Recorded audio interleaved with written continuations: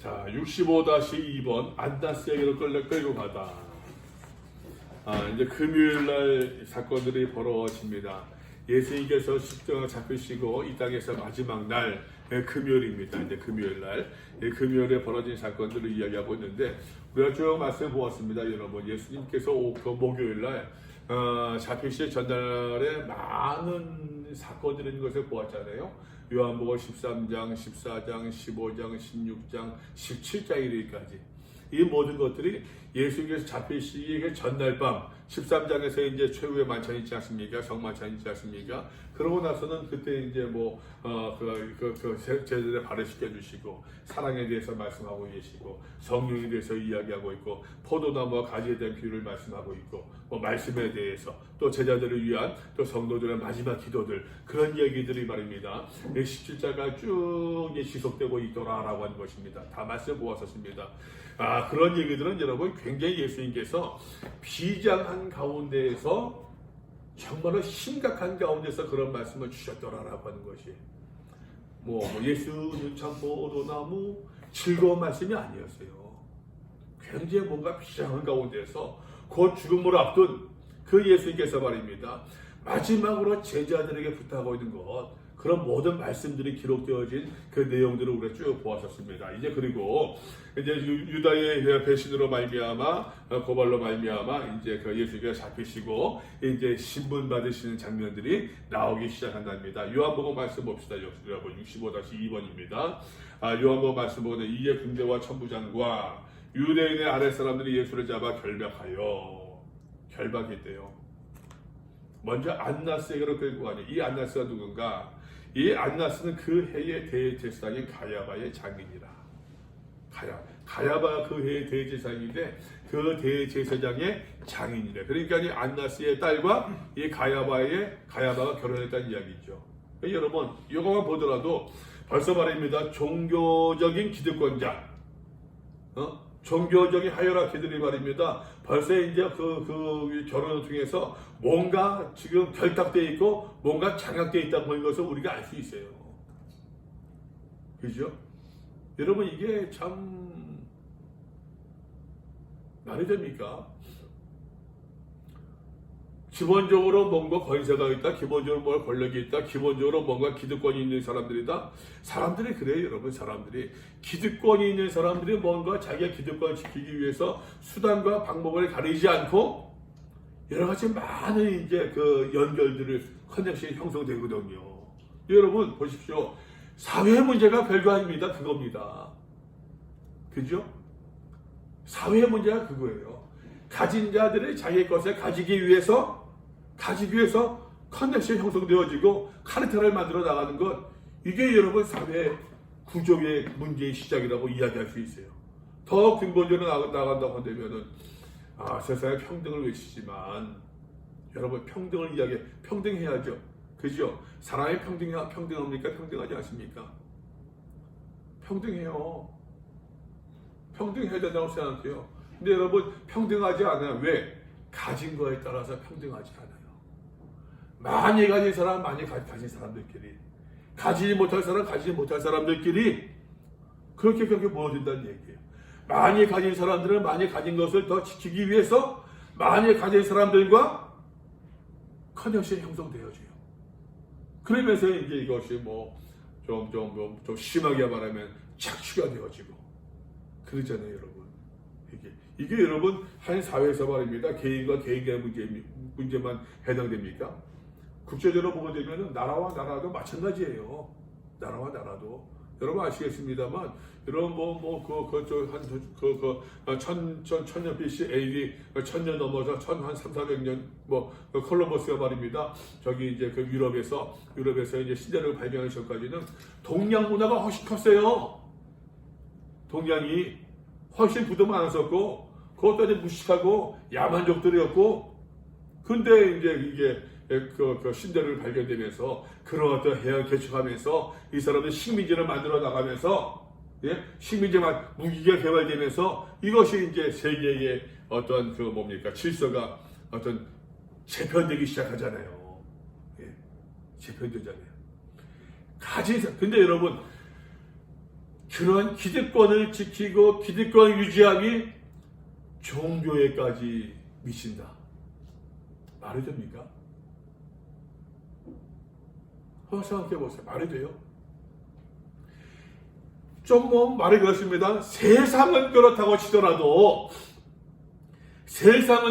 치더라도 그래도 하나님의 말씀을 이야기하고 있는 이 기독교 종교는, 구원을 이야기하고 영혼을 이야기하고 이 종교는, 평등을 가르치고 사랑을 이야기하는 이 종교는 달라야 함에도 불구하고, 근데 여러분, 안나스의 뭡니까, 이제 그 사위가 그 뒤를 이어서 제사장이 되고 있는 거예요. 이게 기득권이에요. 이 기득권을 지키려는 사람들이 누구를 죽입니까? 예수를 죽이고 있는 거예요.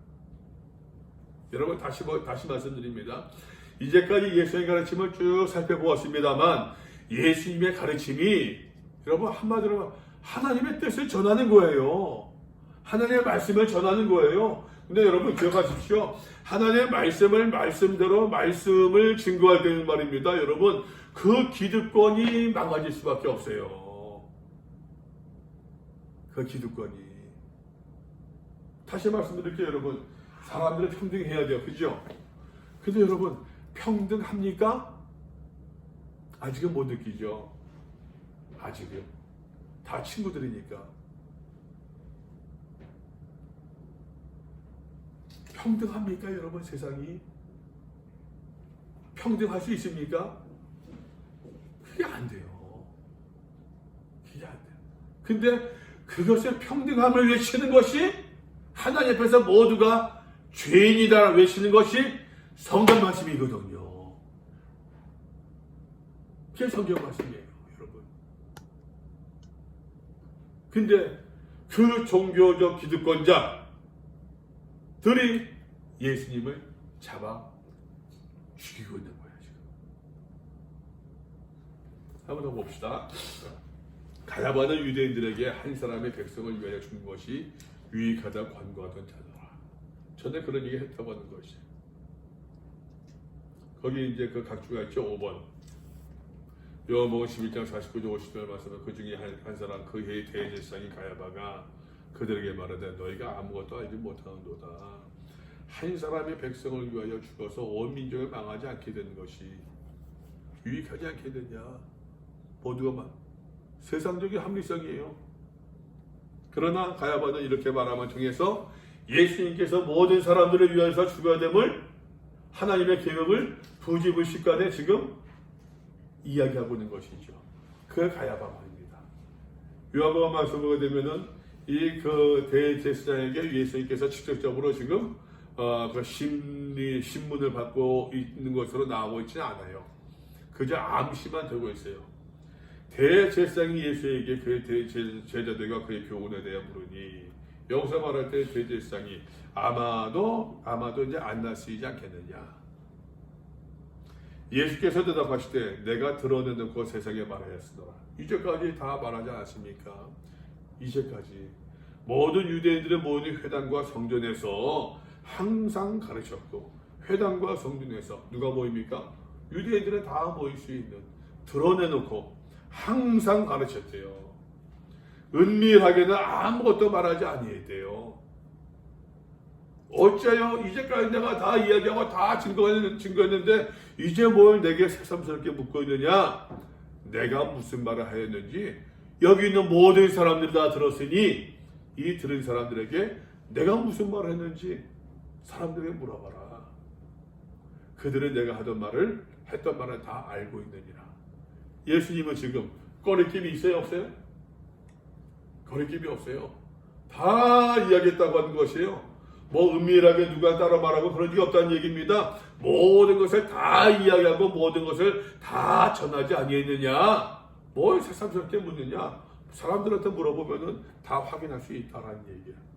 이 말씀을 하시며 곁에 섰던 아랫사람 하나가 손으로 예수를 딱 칩니다. 네가 대제사장에게 있다고 말을 하느냐? 이같이 대답하느냐? 대제사장께서 내가 무엇을 말했느냐? 거룩하게 부른다고 한다면은 공손하게 대답할 것이지 네가 이따구로 말하느냐? 예수께서 대답하시되 내가 말을 잘못했으면은 뭘 잘못했는지 어떤 말을 잘못했는지 한번 얘기해봐라. 증언하라. 그러면 바른 말을 했으면은 네가 어째 나를 치느냐? 안나스가 예수를 결박한 그대로 대제사장 가야바에게 보내니라. 아직까지는 그의 대제사장에게 신받은 것은 아니죠. 그죠? 안나스와 더불어. 여러분 기억합시다. 예수님께서 왜 이 수모를 당하십니까? 예수님께서 왜 고초를 당하십니까? 예수님께서 왜 십자가 달려 죽으셨습니까? 사실은 이것이 이해가 보는 거예요. 지금 예수님의 생애, 복음서, 복음의 이야기, 예수님의 이야기는 말입니다. 예수님의 이야기는 하나님이 사람이 되셨다. 하나님의 육신이 되셨다. 그 하나님의 고난을 받으셨다. 왜? 뭐 때문에? 우리의 죄 때문에. 그 예수님께서 십자가 달아 죽으셨다. 왜? 누구를 대신해서? 우리를 대신해서. 그 예수님께서 부활하셨다. 승천하셨다. 다시 오실 것이다. 이 복음의 이야기가 말입니다. 여러분. 이 복음의 하나님께서 예수를 하나 친히 이 땅에 오셨다. 예수를 보내셨다. 이 땅에 오셨다. 누구를 위해서? 누구를 위해서? 우리를 위해서. 이게 여러분 복음이죠. 이 복음. 예수님께서 고난을 받으셨다. 예수님께서 수모를 당하셨다. 예수님께서 죽음을 당하셨다. 왜?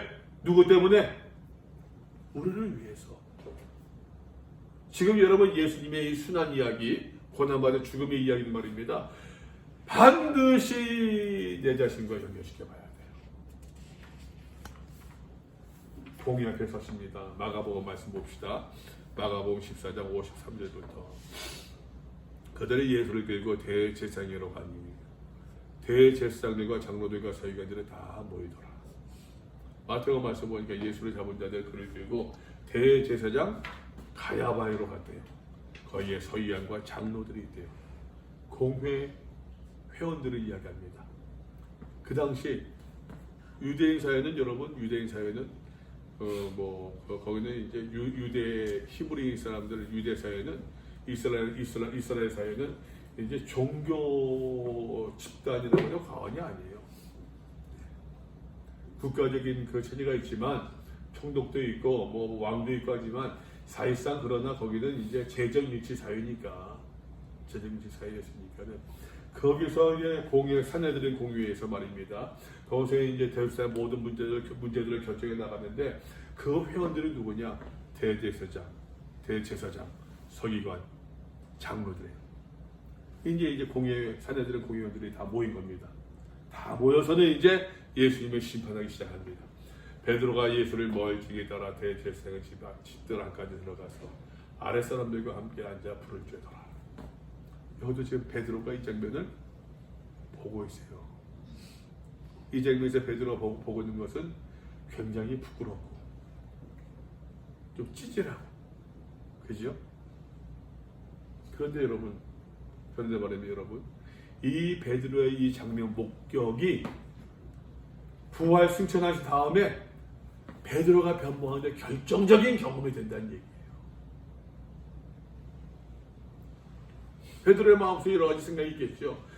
그 장면에서 예수는 나중에 나옵니다만 부인했던 그 모습이 너무너무 부끄럽기도 하고 근데 여러분 그 부끄러움이 복음을 할 열정으로 변화되는 거예요. 그러면 여러분 그 부끄러움도 놀라운 그 파워가 있는 것이지 않겠어요? 부끄러움을 모르는 것이 더 문제죠. 부끄러움 모르는 것이. 나중에 가서 보겠습니다만 베드로가 나가서 통곡한다고 그러잖아요. 그죠? 그 부끄러움을 안다고 하는 것. 여러분 우리가 인생을 살아가면서 신앙생활을 하면서 인생을 살아가면서 말입니다. 부끄러움을 안다는 것이 얼마나 큰 은혜라는 편이 그러네. 얼마나 중요합니까? 부끄러워한다는 게. 뭐 용서하십시오. 혹시나 뭐 F를 받고서 부끄러움을 모른다고 한다면 F 없었어? F를 받고서 말입니다. 부끄러움을 알았을 때에 이것이 어떠한 역전의 기회가 될 수 있는 것처럼 참 부끄러움을 아는 것도. 근데 어쨌든 베드로의 모습이 누가복음에서는 베드로가 멀찍이 따라가니라 요 한마디로 나오고 있어요. 뭔가 좀 찌질남으로, 그죠? 뭔가 좀 부족한 사람으로 모습으로, 부족한 사람의 모습으로 베드로의 모습이 묘사되고 있더라라고 하는 것입니다. 대제사장들과 온 공회가 예수를 어떻게 죽이려고 그를 칠 증거를 찾되 얻지 못한지라.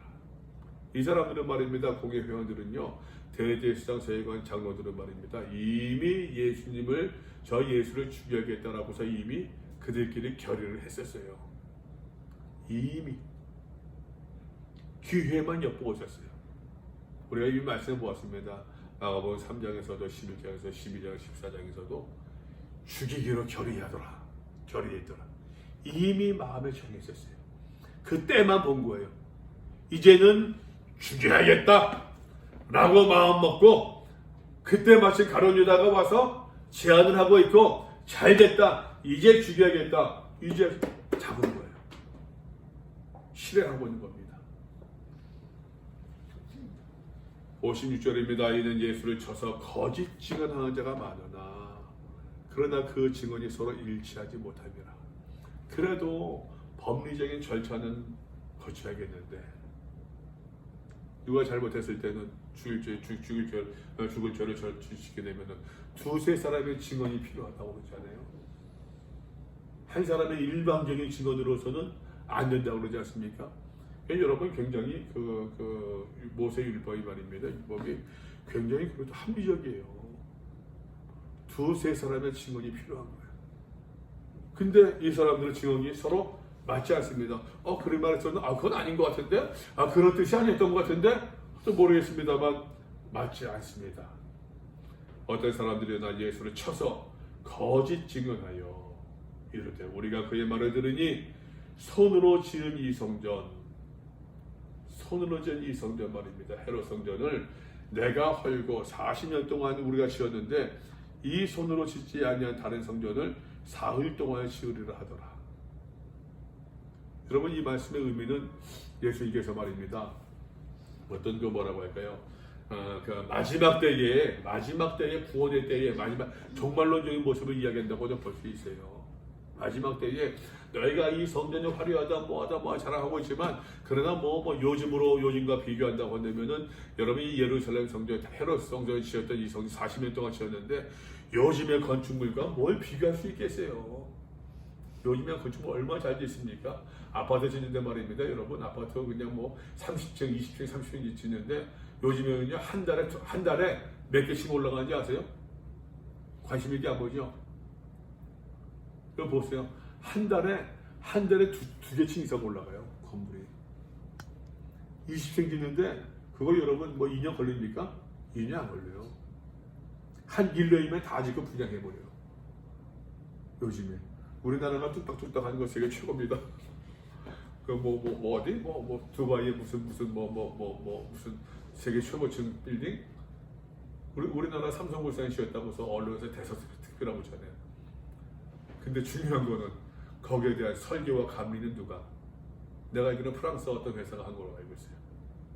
설계와 감리는. 재밌는 거는 우리가 가서 이제 노가다만 한 거예요. 그 기술은 걔네들이 갖고 있고, 노가다만 우리가 한 거예요. 그 당시에 얼마나 죄가 얼마나 컸었겠어요.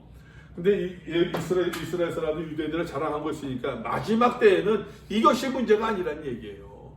하나님께서 더 아름다운 도성, 더 아름다운 성전, 더 귀한 것들을 우리를 위해서 친히 지어주시리라 라고 하는 이 종말론적인 그러한 말씀을 하신 것 뿐이었어요. 거기에다가 한 가지를 더 붙인다고 한다면은, 손으로 짓지 아니한 다른 성전을 사흘 동안에 지으리라. 뭡니까?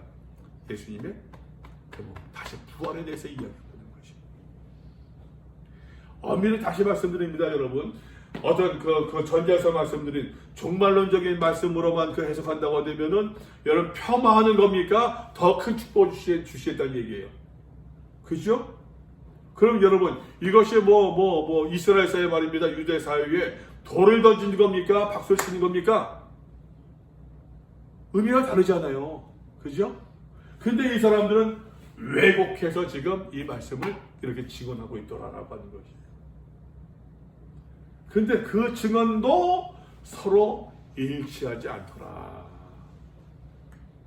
마태복음 말씀 보니까 60절입니다. 거짓 증인이 많이 왔으나 얻지 못하더니 후에 두 사람이 와서 두 사람이래요. 왜? 두세 사람이 있어야 두 사람이 그 6번 있죠? 각주 밑에 6번 보세요. 신명기 17장 6절. 죽일 자를 두 사람이나 세 사람의 증언으로 죽일 것이요 한 사람의 증언으로는 죽이지 말 것이며 라고 말씀되어 있는데, 그러니까 한 사람이 아니라 두 사람이라고 굳이 지금 이야기를 하고 있는 것이에요. 그러니까는 예수를 죽이려고 아예 마음에 작정을 하고 법적으로 율법적으로 하등 문제가 없음을 말입니다. 지금 굳이 기록하고 있다는 얘기예요. 두 사람이 와서 이르되 이 사람의 말이 내가 하나님의 성전을 헐고 사흘 동안 지을 수 있다 하더라 하니. 다시 여러분 마가복음 넘어옵니다. 대제사장 가운데 일어서서 예수에게 물어 이르되 너는 아무 대답도 없느냐? 여기에 대해서 네가 변명할 것이 없느냐?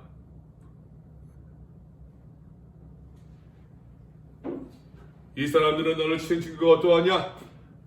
네가 할 말이 없느냐? 침묵하고 아무 대답도 아니하시거늘.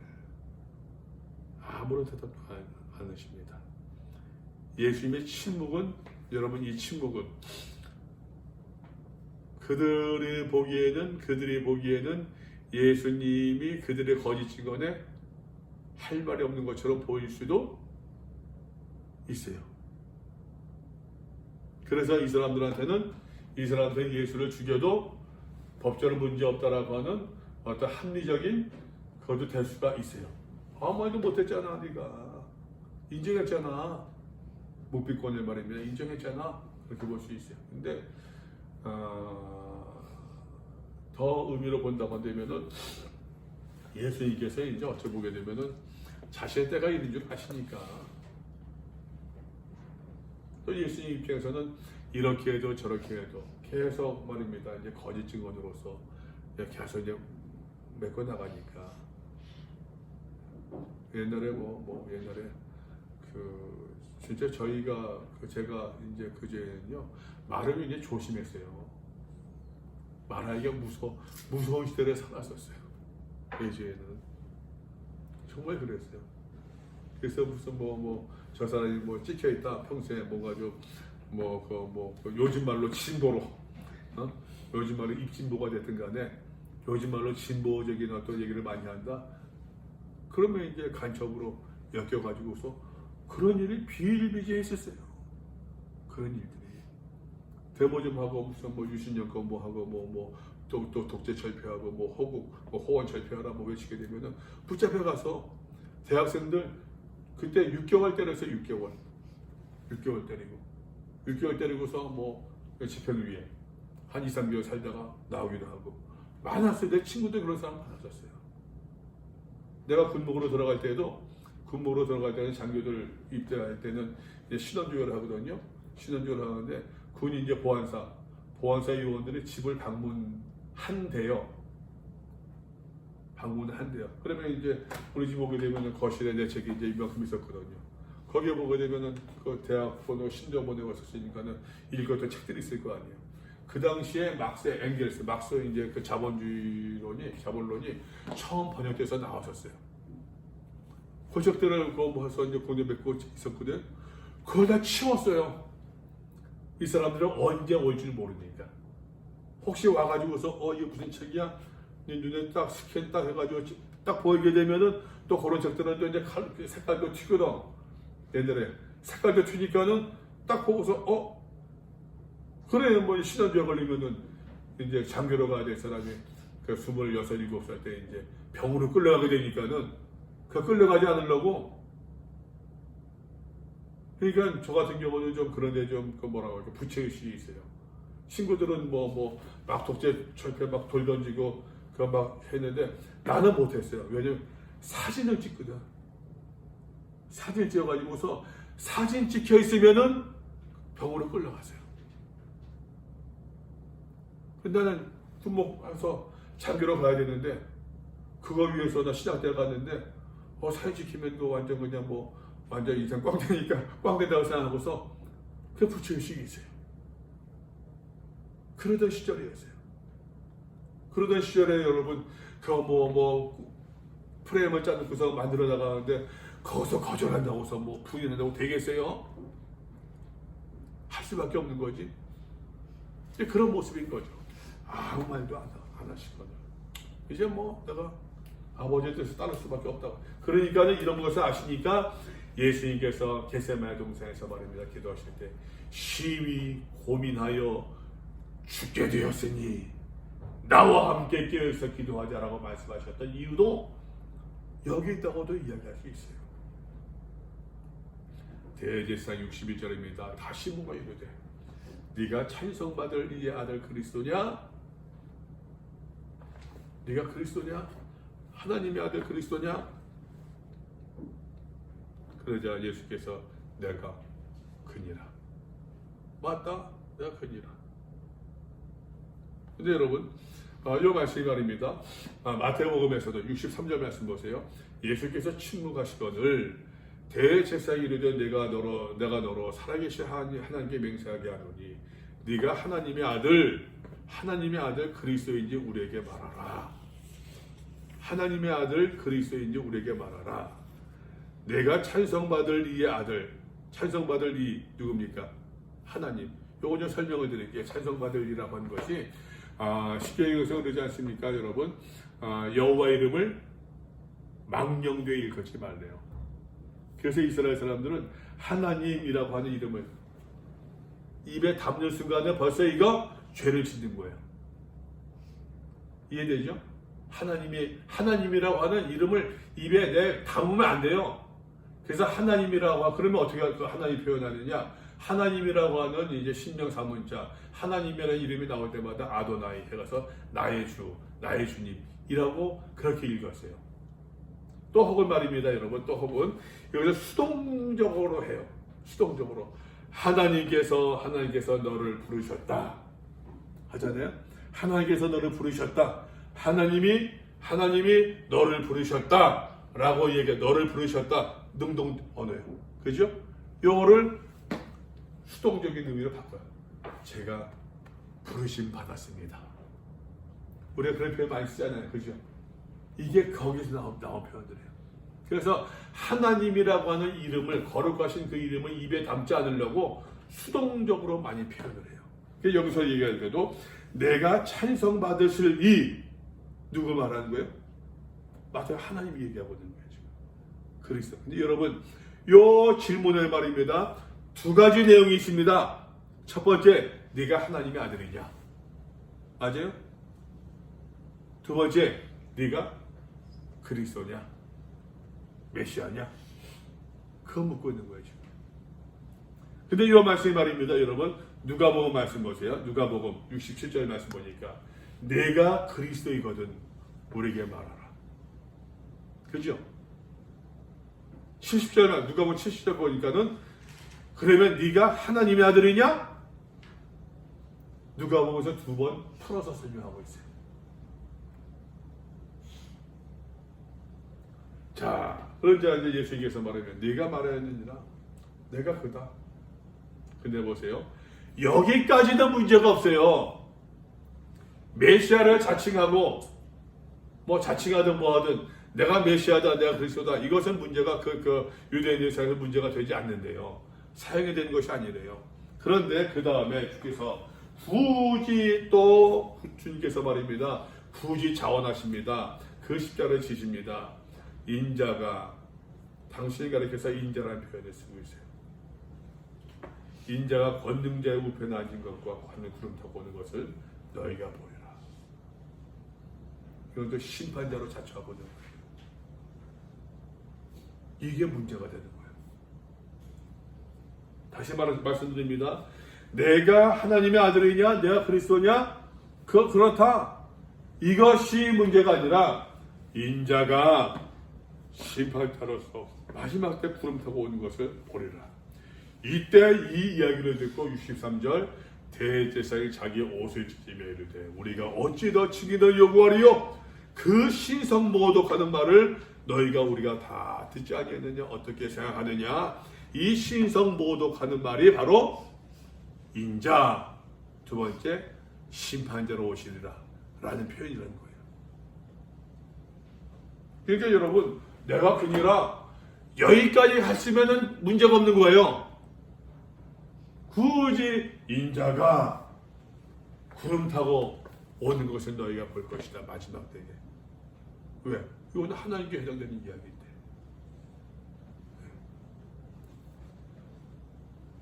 그들이 다 예수를 사형에 해당한 자로 정죄하고 어떤 사람은 침뱉으며 주먹으로 치고 손바닥으로 때리며 그리스도야 우리에게 선지자 노릇하라.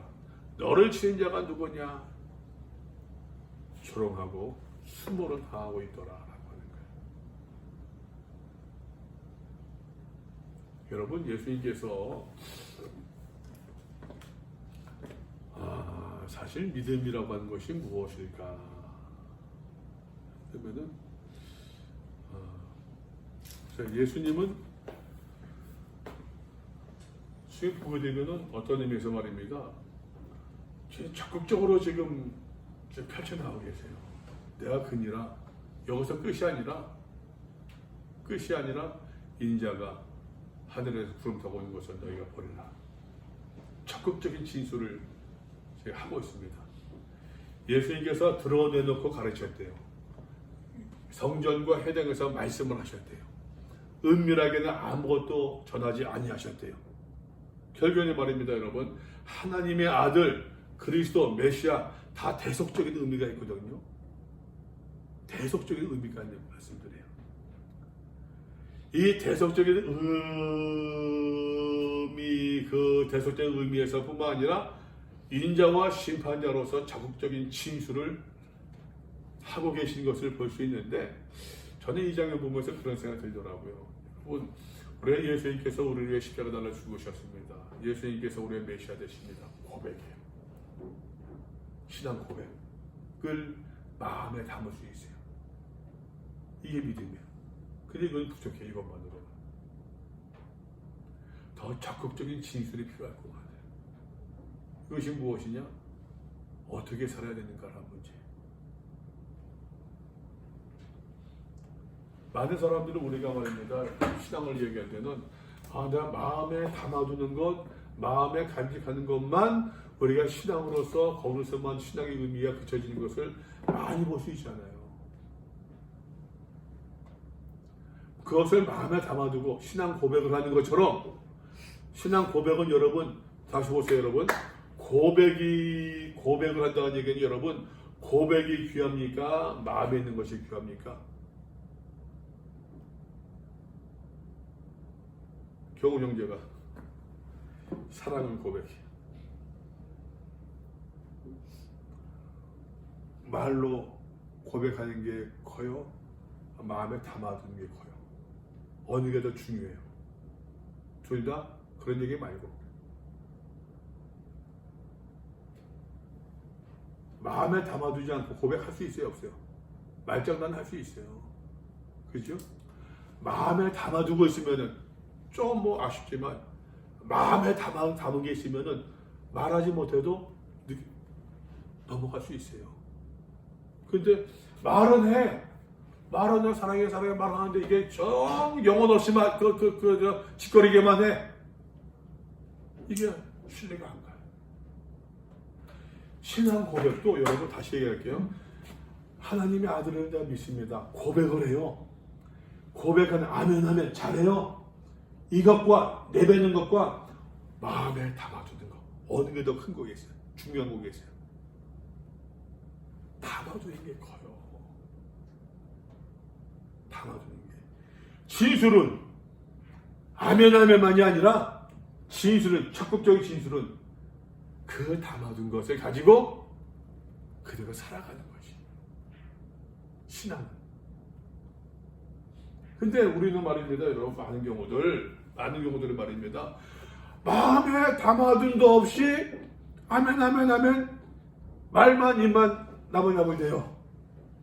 그걸 신앙으로 모든 것이 다 착각할 때 너무 많다는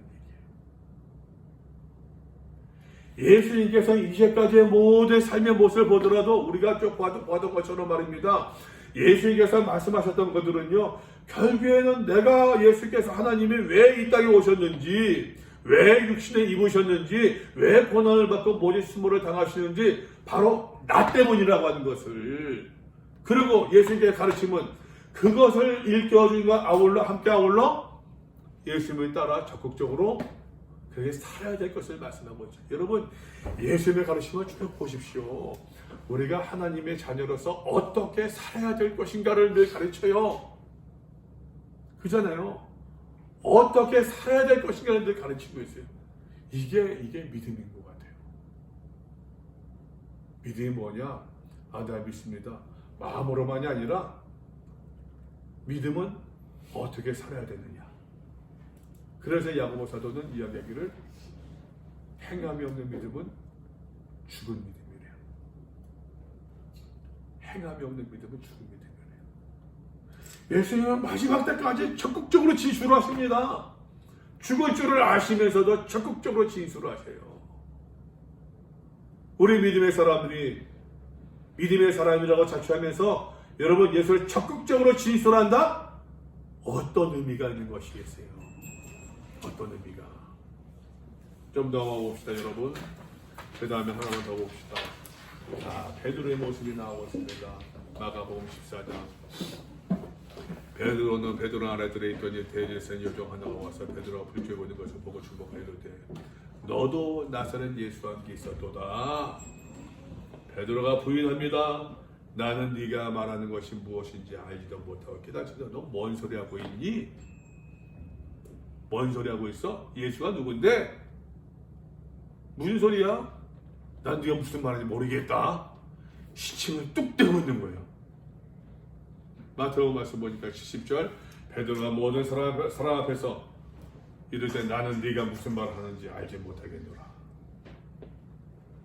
베드로 마태복음에서는 모든 사람 누구 있죠? 누가복음에서는 베드로가 부인하여 이르되 이 여자여 네가 그를 알지 못하노라. 내가 그를 알지 못하노라. 또 여자 하나가 말입니다. 보 곁에 서 있는 자들에게 다시 마가복음입니다. 19절 이 사람이 그 도당이라 한패다. 또 부인합니다. 누가복음 말씀 보니까는 너도 그 도당이라 한패다 하고는 베드로가 이르되 이 사람아 나는 아니다. 마태복음 말씀 보니까 72절 베드로가 맹세하고 내가 그 사람 알면 내 손에 장을 지친다. 뭐 그런 맹세를 했겠죠. 부인하여 이르되 나는 그 사람 알지 못하노라 하더라. 내가 대학 다닐 때 연극반이 있었어요. 연극을 했었어요. 그래서 이제 그 주연도 몇 번 했었고 조연도 하고. 그래서 대학 다닐 때 정말 심각하게 한번 생각한 적이 있었어요. 그 대학로 가서 연극하고 싶다고 하는 것을. 아마 그때 했었으면 또 목사가 되지 않고 지금 TV에서 보이는 또 그럴지도 모르겠어요. 그때 장신대에서 여러분 저 아세요? 저 사람 안내상 우리 일러 후배였어요. 안내상이. 그리고 또 김희루 아세요? 김희루 탤런트가 있어요. 김희루라서 그 사람도 장신대 한 학기 다니다가 그랬어요. 그러는데 그때 연극했던 가운데서 하나가 십자가의 길이라고 해가지고서 우리 선배가 이제 극본서가 됐는데 이제 무대 위에 올리니까 학교 캠퍼스가 다 이제 이제 무대가 되는 거예요. 여기는 이제 마지막 때에서 가야바의 법조인이고 산에는 고인가 있고 빌라도가 있고 예수님 그거라서 내가 그니라 얼굴 피투성이 돼가지고 그니라 하면서 그때 제가 맡았던 가운데 하나가 내가 1학년 때 베드로 역할을 했었어요. 베드로를 했던 기억이 나요. 그래서 이때 마지막 세 번째 부인하고서 세 번째 그냥 내가 그상하지 못합니다 하고서는 막 도망치거든요. 도망치고서는 이제 건물 학교 이제 그 강의동 그거 싹 도망치고서 옆으로 싹 꺾어지고 나서는 그때 내 어린 마음에 감격해서 감동해서 거기서 막 무릎 꿇고 기도했던 그 떠올라요. 하나님, 내가 앞으로도 내가 주님을 부인하지 않게 해주시고 내가 이런 믿음 가지고 열심히 잘해서 훌륭한 목사가 되게 해주시고 막 그랬던 그 기억이 나요. 대학 1학년 때. 마가복음입니다. 71절. 그러나 베드로가 저주하여 맹세하되 나는 너희가 말하는 이 사람을 알지 못하노라 하니 다행히 곧 두 번째 오더라. 74절 마태복음. 그가 저주하여 맹세하여 이르되 나는 그 사람을 알지 못하노라 하니 곧 다행히 오더라. 누가복음 60절. 베드로가 이르되 이 사람아 나는 네가 하는 말을 알지 못하노라 하고 아직 말하고 있을 때에 나 알지 못한다니까 알지 못한다고 왜 자꾸 몇 번 얘기했어 안돼 닭소리가 꼬끼요 하고 들리는 거예요. 이 꼬끼요 소리가 베드로의 머리를 강타했겠죠. 근데 재밌는 것이 여러분 베드로의 고백을 들어보세요. 베드로의 부인한 장면들. 나는 네가 말하는 것은 무엇인지 알지도 못하고 깨닫지도 못하겠다. 나는 너희가 말하는 이 사람을 알지 못하노라. 예수의 이름을 언급하지 않아요.